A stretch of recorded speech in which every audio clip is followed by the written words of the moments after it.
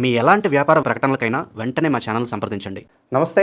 ప్రస్తుతం మనతో పాటు ప్రముఖ ఆధ్యాత్మికవేత్త, ఆస్ట్రాలజర్, శ్రీచక్ర ఉపాసకులు మణికంఠ శర్మ గారు మనతో ఉన్నారు. గురువుగారితో మాట్లాడదాం. నమస్కారం గురుగారు. పరమేశ్వరార్పణమస్తు.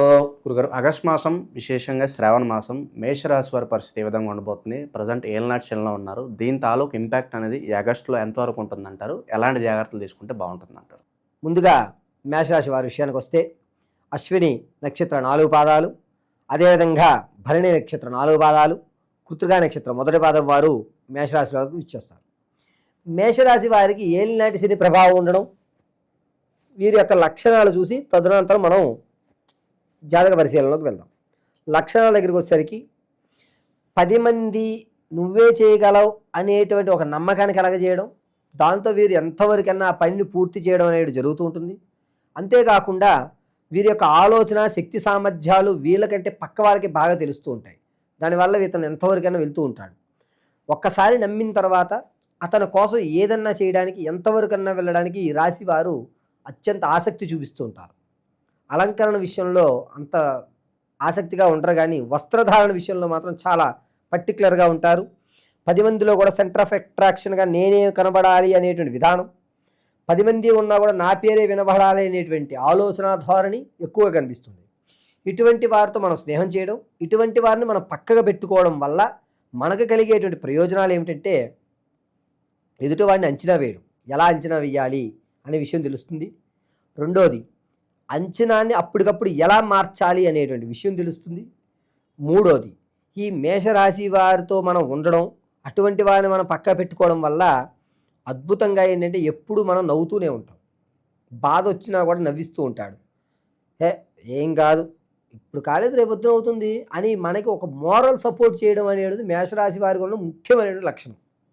ఇక శ్రావణ మాసానికి వస్తే కనుక ఆగస్టు నెల అంతా కూడా మేషరాశి వారికి ఏలినాటి శని ప్రభావం ఎక్కువగా ఉండడం వల్ల కొత్త కొత్త స్త్రీ పరిచయాలు అనేటువంటివి ఏర్పడడం, స్త్రీలు అయితే కనుక పురుష పరిచయాలు అనేటువంటివి ఏర్పడుతూ ఉంటాయి. ధనం అనేటువంటిది సంపాదిస్తూ ఉంటారు, ఖర్చు పెడుతుంటారు, సమతుల్యంగా ఉంటుంది. ఆర్థికంగా నిలబడతారు. ఆరోగ్యపరంగా ఇబ్బంది లేకుండా నడుస్తూ ఉంటుంది, ఎటువంటి ఇబ్బందులు కూడా కలగవు. ఈ వెన్నుపూస పక్క భాగంలో కొంచెం ఎవరు సూదులతో గుచ్చుకున్నట్టుగా కొంచెం బాధాయుక్తం అనేది లభిస్తూ ఉంటుంది మేషరాశి వారికి. ఇక విదేశాలకు వెళ్దాం అనుకున్న వారికి అంతగా లోభించడం లేదు. అసలు ఆ ప్రయత్నాన్ని నెల వద్దనుకునే చెప్పాలి. స్టాక్ మార్కెట్లో ఇన్వెస్ట్మెంట్ చేద్దాం అనుకున్న వారు ఆగస్టు 7వ తారీఖు నుంచి 17వ తారీఖు మధ్యలో పెట్టుకోండి, మంచి ఫలితాలు ఏర్పడుతూ ఉంటాయి. కొత్తగా వ్యాపారం ప్రారంభం చేద్దాం ఉన్నవారు ప్రత్యక్షంగానే ఉన్నాడు, పరోక్షంగా అసలు ఆలోచన వద్దు. ప్రత్యక్షంగా ఆగస్టు 11వ తారీఖు నుంచి ప్రారంభం చేసుకుని 23వ తారీఖు వరకు కూడా మంచి అవకాశాలు లభిస్తున్నాయి మేషరాశి వారికి. స్థిరమైనటువంటి ఆస్తి, ఆకస్మికంగా వచ్చేటువంటి ధనం ఏదైతే ఉందో అది కలిసి వస్తుంది. ఎక్కడా కూడా ఆస్తులు అమ్ముకునేటువంటి అవకాశం లేదు. చరాస్తులు డబల్ చేసుకుంటూ ఉంటారు. అంతేకాకుండా వీరు వ్యాపార రంగాన్ని దగ్గరికి వచ్చేసరికి బట్టలు, అదేవిధంగా పానీయాలు అంటే సుగంధ పరిమళాలు కానీ, పానీయాలు కానీ, ఈ స్ట్రీట్ ఫుడ్స్ లాంటివి కానీ వాటి మీద ఎక్కువ ఏకాగ్రత చేస్తే కనుక వ్యాపారం కలిసి వస్తుంది. రాజకీయంలో ఉన్న వారి మాట తీరు పెరుగుతుంది. ధోరణి ఎలాగున్నా సరే అతనికి పదవి ఇచ్చినా ఇవ్వకపోయినా ఒకే రకంగా ఉంటాడు. దీనివల్ల జనాల్లో ఆకర్షణ పెరుగుతుంది. సినీ కళా పరిశ్రమలో కానీ, సాహిత్యంలో కానీ ఎవరైతే ఉంటారో వారికి కాస్త ఇబ్బందిదాయకంగానే లభిస్తుంది. అనుకున్న విధంగా శ్రమను గుర్తించరు. విద్యార్థుల జ్ఞాపక శక్తి పెరుగుతుంది.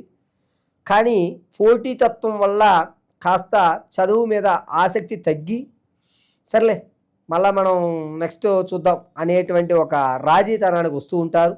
కోర్టు సంబంధిత వ్యవస్థలు కానీ, భార్యాభర్తల మధ్య కోర్టు వరకు వెళ్ళేటువంటి వ్యవస్థ ఏదైతే ఉందో ఈ నెల అంత యోగదాయకంగా లేదు. భార్యాభర్తల మధ్య మామూలుగా సమస్య పరిష్కారం చేయడానికి పెద్ద మనుషులు తెచ్చుకుని చేసుకుంటే మాత్రం పరిష్కారాలు ఖచ్చితంగా అవుతాయి. దంపతులు ఇరువురు కూడా కలిసి ఉండేటువంటి అవకాశం 83% కనబడుతోంది. ఇక ఎవరైతే రైతులు ఉంటారో వారికి మొదటి 3 వారాలు కూడా ఆశాజనకంగా ఉంటాయి. చివరి వారంలో మాత్రం కాస్త ఇబ్బంది కలిగేటువంటి అవకాశం ఎక్కువగా లభిస్తూ ఉంటుంది.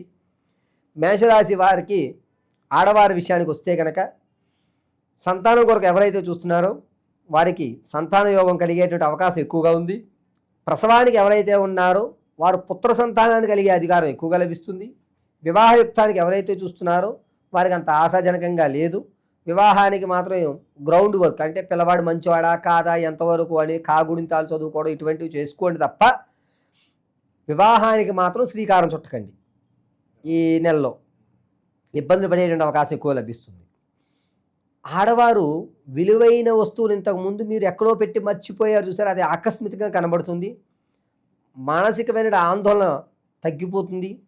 పైగా ధనం ధాన్యం ఇవి రెండూ కూడా మీ కళ్ళకి బాగా కనబడతాయి. దీనివల్ల ఆనందాల్లో కానీ వివాహాది శుభకార్యక్రమంలో కానీ మీకు పెద్దపీట వేయడం జరుగుతుంది. ఎప్పుడో పోయిందనుకున్న వస్తువు మళ్ళా దొరికింది కదా అని ఆనందం ఎక్కువ అవుతుంది. దైవ చింతన కూడా పెరుగుతుంది. భగవంతుడి మీద కాస్త శ్రద్ధ అనేటువంటిది ఎక్కువ అయ్యేటువంటి అవకాశం లభిస్తూ ఉంటుంది. గురుగారు, శ్రావణ మాసం కాబట్టి మేషరాశి వాళ్ళు ఎలాంటి పరిహారాలు చేసుకుంటే బాగుంటుంది? ముఖ్యంగా ఈ శని ప్రభావం కాస్త తగ్గటానికి విశేషంగా శనికి సంబంధించి ఎలాంటి రెమెడీస్ చేసుకుంటే బాగుంటుంది అంటారు? ఈ మేషరాశి వారు ఈ సంవత్సరాంతం వరకు కూడా శని ఆరాధన చేయడం చాలా మంచిది. నీలాంజన సమాభాసం రవిపుత్రం యమాగ్రజం ఛాయామార్థాండ సంభూతం తం నమామి శనీశ్వరం అనేటువంటి మంత్రం చెప్పుకోవడం, మాస శివరాత్రుల్లో రుద్రాభిషేకంతో పాటుగా ఈ శనీశ్వరునికి తైలాభిషేకం చేసుకోవడం చాలా మంచిది. ఈ నెలలో ఖచ్చితంగా మేషరాశి వారు ప్రతి నిత్యము కూడా రుద్రపారాయణ పఠనం చేసుకోండి. లేకపోతే కనుక దేవాలయంలో ప్రాతకాలంలో అంటే తెల్లవారుజామున చెంబుడు నీళ్ళతో ఈశ్వరుడికి అభిషేకం చేస్తూ ఓం నమో భగవతే రుద్రాయ, ఓం నమో రుద్రాయ నమః అని చెప్పుకుని నిత్యము ఈ ఈశ్వర మంత్రాన్ని జపించుకుంటూ ఉండడం వల్ల శని ప్రభావం కాస్త తగ్గి పరమశివుడు అనుగ్రహం కలుగుతుంది. వీరు ప్రతి నిత్యము ప్రతిరోజు కూడా మేషరాశి వారు భస్మధారణ గావించుకుని భస్మధారణ మధ్యలో వృత్తాకారంలో కుంకుమ బొట్టు ధరించడం చాలా మంచిది. కుంకుమ బొట్టు భస్మధారణలో మధ్యలో వృత్తాకారంగా ధరించండి. మంచి ఫలితాలు అనేటువంటి లభిస్తూ ఉంటాయి.